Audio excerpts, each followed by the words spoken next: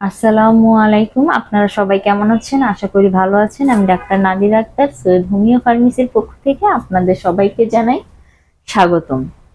আজকে আমি খুবই গুরুত্বপূর্ণ একটি অসুখ নিয়ে আপনাদের সাথে আলোচনা করব। অসুখটি হচ্ছে অনিদ্রা বা নিদ্রাহীনতা। এই অতিরিক্ত শারীরিক মানসিক পরিশ্রম বা অতিরিক্ত চা, কফি, মদ পান, শোক, দুঃখ, মানসিক সমস্যা বা বৃদ্ধ বয়সেও এই সমস্যাটি দেখা দেয়। আজকে আমি এই অসুখের কয়েকটি হোমিওপ্যাথি মেডিসিন নিয়ে আপনাদের সাথে আলোচনা করব। প্রথমে যে মেডিসিনটি নিয়ে আলোচনা করব সেটি হচ্ছে ইগনেশিয়া। ইগনেশিয়ার রোগী দেখা যায় যে খুবই নির্জনতা পছন্দ করে এবং শীতকাতর হয়ে থাকে এবং মেজাজ খুবই রুক্ষ হয়ে থাকে। এই ধরনের রোগীদের ক্ষেত্রে আমরা ইগনেশিয়া প্রয়োগ করতে পারি। পরবর্তী ঔষধটি হচ্ছে ক্যালকেরিয়া কার্ভ।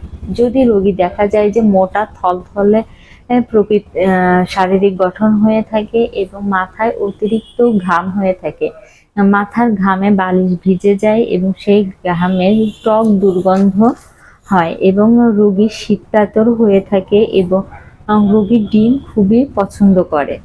এই ধরনের রোগী হলে আমরা অবশ্যই তাকে ক্যালকেরিয়া কার্ভ দিব। আরেকটি গুরুত্বপূর্ণ ওষুধ হচ্ছে কফিয়া।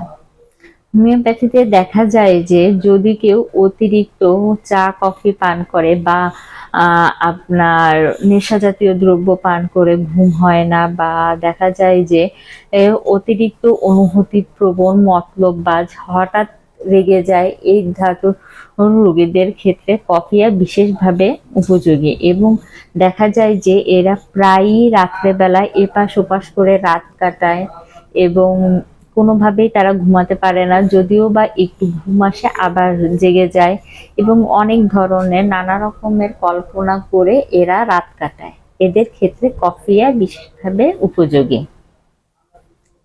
আরেকটি, যদি দেখা যায় যে অতিরিক্ত শারীরিক মানসিক পরিশ্রম বা অনেক পড়াশোনার কারণে যদি কেউ রাত্রি জেগে থাকে এবং এই রাত্রি জাগার কারণে যদি কোনো অসুস্থ হয়ে পড়ে, তবে সেক্ষেত্রে আমরা নাগর ভূমিকা প্রয়োগ করতে পারি। আবার দেখা যায় যে যদি কোনো রোগী আপনার কলহপ্রিয় হয়ে থাকে, যে ঝগড়া করতে অনেক ভালোবাসে এবং কথায় কথায় শুধু ঝগড়া করে, এবং যদি দূরেও কেউ করতে বসে মানে কথা বলে, তবে সেটাও টেনে নিয়ে এসে নিজের মনের মতন করে ঝগড়া করে। এবং শিশুদের ক্ষেত্রে যদি দেখা যায় যে শুধুই দিনরাত কান্নাকাটি করে, কোনো কিছুতেই ঘুমায় না, তবে সেক্ষেত্রে আমরা ক্যামোমিলা ব্যবহার করতে পারি। আরেকটি হোমিওপ্যাথি মেডিসিন হচ্ছে চায়না।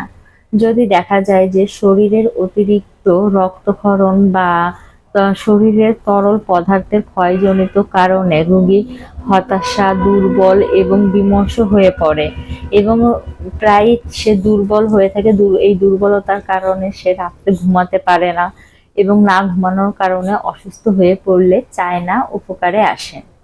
শিশু হোক, যুবক হোক, বৃদ্ধ হোক, যদি কোনো কারণ এই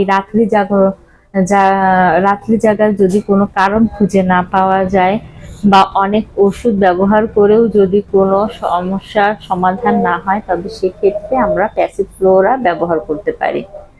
আজকের মতো আমার এই ভিডিওটি এখানে শেষ করছি।